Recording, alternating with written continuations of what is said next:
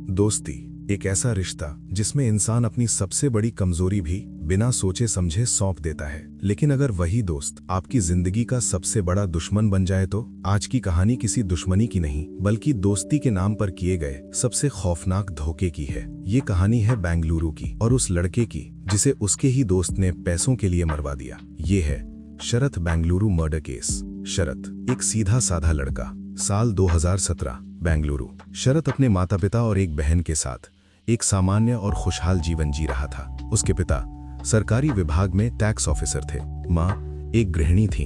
घर में ना तो पैसों की कमी थी और ना ही किसी सुविधा की। शरत पढ़ाई में तेज था, शांत स्वभाव का था, लेकिन उसे एक चीज से बेहद लगाव था, बाइक्स। माँ की जिद पर शरत के पिता उसे रॉयल एनफील्ड बाइक गिफ्ट कर देते हैं। घर में खुशी का माहौल था। शरत की आंखों में खुशी साफ दिखाई दे रही थी। कुछ दिन बाद शरत अपनी माँ से कहता है, मैं दोस्तों को बाइक की पार्टी देने जा रहा हूँ, थोड़ी देर में लौट आऊंगा। शाम करीब 6 बजे शरत बाइक लेकर घर से निकलता है। उसे जरा भी अंदाजा नहीं था कि ये उसकी जिंदगी की आखिरी शाम होगी। 1 घंटा बीतता है, 1.5 घंटा बीतता है, लेकिन शरत घर नहीं लौटता। माँ फोन करती है, कोई जवाब नहीं। ये बात माँ को बेचैन कर देती है क्योंकि शरत कभी अपनी माँ का कॉल अनदेखा नहीं करता था। शरत अक्सर अपनी माँ का कॉल पहली बार में ही उठा लिया करता था और अगर वो किसी कारणवश नहीं उठा पाता तो कुछ ही देर में कॉल बैक कर देता था। लेकिन उस दिन ऐसा कुछ भी नहीं हुआ। उसकी माँ उसके कॉल का इंतजार कर रही थी। कुछ देर इंतजार करने पर भी शरत का कॉल बैक नहीं आता तो उसकी माँ को चिंता होने लगती है और इसीलिए शरत को वो बार बार कई कॉल करती है,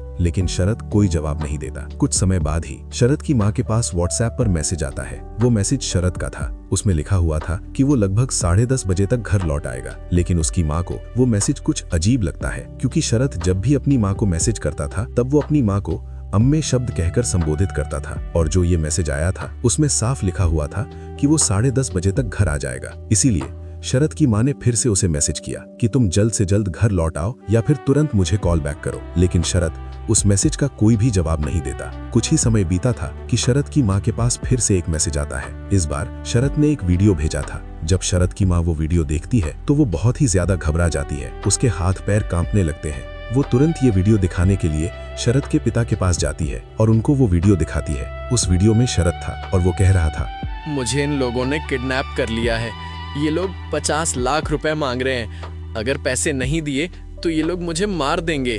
पिता वीडियो देखते हैं और उनके पैरों तले जमीन खिसक जाती है। जब वो लोग पुलिस के पास जाने की बात कर ही रहे थे कि शरत की तरफ से एक और वीडियो भेजा जाता है। उस वीडियो में शरत कह रहा था, अगर आप पुलिस के पास गए तो ये लोग मुझे मार देंगे। ये लोग मेरी बहन के बारे में भी जानते हैं। 50 लाख रुपए दे दो वरना ये लोग मुझे मार देंगे। कुछ समय बाद ही एक और वीडियो आता है जिसमें शरत कहता है, ये लोग बहुत खतरनाक हैं, आतंकवादी जैसे दिखते हैं, ज्यादा देर मत करो।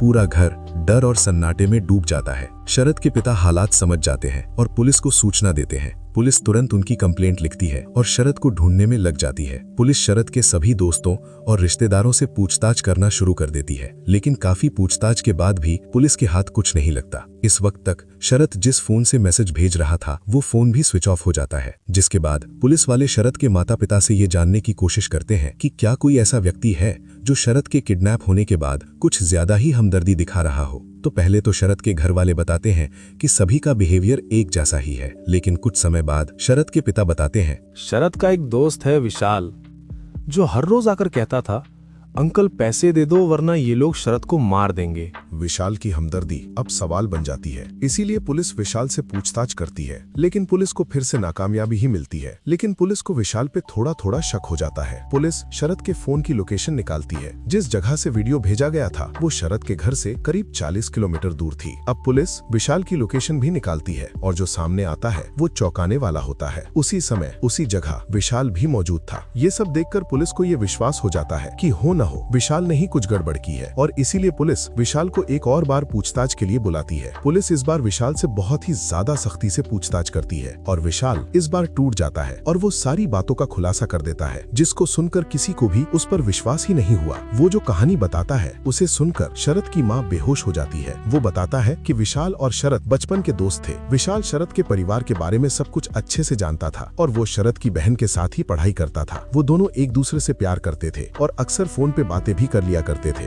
विशाल की आर्थिक स्थिति शरद के परिवार से काफी ज्यादा कम थी। वो कर्ज में डूबा हुआ था, लोग पैसे मांग रहे थे। लालच ने दोस्ती को अंधा कर दिया। इसीलिए वो शरद को किडनैप करने का प्लान बनाता है ताकि वो शरद के घर वालों से काफी ज्यादा पैसे ऐंठ सके। उसने इस प्लान में अपने कुछ दोस्तों को भी शामिल कर लिया। उसने अपने दोस्तों को बताया कि मैं शरद के घर वालों को अच्छे से जानता हूँ, जब वो लोग शरद के किडनैप की बात सुनेंगे तो वो तुरंत पैसे दे देंगे। ये सब सुनकर उसके दोस्त भी तैयार हो जाते हैं और इसके बाद वो शरद को अपने जाल में फंसाना शुरू कर देता है। वो अच्छे से जानता था कि शरद को बाइक्स का काफी ज्यादा शौक है। विशाल ने शरद के बाइक के शौक को अपने जाल में बदला। वो शरद को कहता है कि मेरा एक और दोस्त है जिसने बाहर से एक बाइक इंपोर्ट करवाई है, हम लोग वहाँ चलेंगे, उस बाइक को चलाएंगे और कुछ पार्टी वार्टी करके घर वापस लौट आएंगे। बाइक के नाम पे शरद उसके साथ जाने के लिए तैयार हो जाता है। विशाल शरद को कहता है कि तुम ये बात अपने घर वालों को मत बताना, वरना वो लोग तुम्हें आने नहीं देंगे। विशाल शरद से कहता है कि तुम घर पर कोई भी बहाना बना देना। विशाल शरद का बचपन का दोस्त था, इसीलिए शरद को उस पर काफी ज्यादा विश्वास था और वो घर पर ये कहकर कि वो बाइक की पार्टी अपने दोस्तों के साथ करेगा, घर से निकल जाता है। विशाल ने शरद को एक जगह बता रखी थी कि हम लोग वहाँ पर मिलेंगे। जब शरद उस जगह पर पहुँचता है तो विशाल के दोस्त शरद का वहीं पर इंतजार कर रहे थे। जब वो शरद को देखते हैं तो वो तुरंत शरद पर हमला करके उसे एक गाड़ी में बैठा लेते हैं। गाड़ी में बैठाने के बाद वो लोग शरद के हाथ, पैर, मुंह को अच्छे से बांध देते हैं ताकि वो भागने की और चिल्लाने की कोशिश ना करे। इसके बाद वो लोग दूसरे शहर में 40 किलोमीटर दूर लेकर चले जाते हैं। वो एक सुनसान जगह थी। विशाल ने शरद से जबरदस्ती वीडियो बनवाया और उसकी माँ को भेज दिया, जिसमें शरद कह रहा था कि इन लोगों को 50 लाख रुपए दे दो। फिर विशाल को ये जानने की इच्छा उठती है कि शरद के घर वाले इस वक्त क्या कर रहे हैं, इसीलिए वो शरद की बहन से कॉल करता है ताकि वो ये जान सके कि शरद के घर वाले क्या कर रहे हैं। शरद की बहन उससे पहले से ही फोन पर बातें करती थी, इसीलिए वो बताती है कि भाई का किसी ने किडनैप कर लिया है और वो लोग 50 लाख रुपए की डिमांड कर रहे हैं। तो विशाल उससे पूछता है कि तो घर वालों ने क्या सोचा है, वो क्या करने वाले हैं। शरद की बहन उसको बताती है कि घर वाले पुलिस के पास जाने वाले हैं। इसके बाद विशाल काफी ज्यादा घबरा जाता है। वो शरद की बहन को कहता है कि वो थोड़ी देर में घर आ रहा है और फोन रख देता है और शरद से जबरदस्ती एक और वीडियो बनवाता है, जिसमें शरद कहता है कि आप लोग पुलिस के पास मत जाना, वरना ये लोग मुझे मार देंगे, इन लोगों को 50 लाख रुपए दे दो। वीडियो बनवाने के बाद फिर से उसकी माँ को ये वीडियो भेज देता है। इसके बाद विशाल शरद को अपने दोस्तों के हवाले करके शरद के घर चला जाता है ताकि वो ये दिखा सके कि वो शरद की किडनैपिंग से बहुत ही ज्यादा परेशान है। शरद के घर वाले भी विशाल पर काफी ज्यादा भरोसा करते थे, इसीलिए उनको उस पर जरा भी शक नहीं हुआ। वो शरद के पिता को कई बार कहता है कि अंकल उन लोगों को पैसा दे दो, वरना वो लोग शरद को मार देंगे। लेकिन फिर भी शरद के पिता पुलिस के पास चले जाते हैं और इससे विशाल काफी ज्यादा डर जाता है, क्योंकि वो सोच रहा था कि शरद के घर वाले जब शरद की किडनैपिंग की बात सुनेंगे तो वो तुरंत पैसा दे देंगे। इसके बाद विशाल अपने दोस्तों को कॉल करता है और कहता है कि शरद को तुरंत मार दो, वरना हम लोग पकड़े जाएंगे। वो दोस्त उसकी बात मान जाते हैं और शरद को एक रस्सी से गला घोंटकर मार दिया जाता है। मारने के बाद वो लोग रातों रात शरद की बॉडी को लेकर नरसी मैया लेक पर पहुंच जाते हैं और शरद को एक बड़े से पत्थर के साथ बांधकर उस लेक में डाल देते हैं ताकि शरद की बॉडी पानी के ऊपर ना आए। और फिर वो लोग अपने अपने कामों में लग जाते हैं ताकि किसी को भी उन पर थोड़ा भी शक ना हो। पुलिस जब उस जगह पर खुदाई करती है तो शरद का शव मिल जाता है। शरद के शव को तुरंत पोस्टमार्टम के लिए भेज दिया जाता है और जल्दी से जल्दी शरद का अंतिम संस्कार कर दिया जाता है और उन सभी अपराधियों को पुलिस के द्वारा पकड़ लिया गया जो इस हत्याकांड में शामिल था। इस वक्त वो सभी लोग जेल में बंद है और अपनी सजा का इंतजार कर रहे हैं। ये कहानी सिर्फ एक मर्डर की नहीं है, ये कहानी है भरोसे के कत्ल की, जहाँ दुश्मन नहीं दोस्त ही कातिल निकला। अगर दोस्त ही सुरक्षित ना हो तो इंसान भरोसा किस पर करे। आप देख रहे हैं the story TV by mister Nandlal Saini. Channel को सब्सक्राइब करना ना भूलें।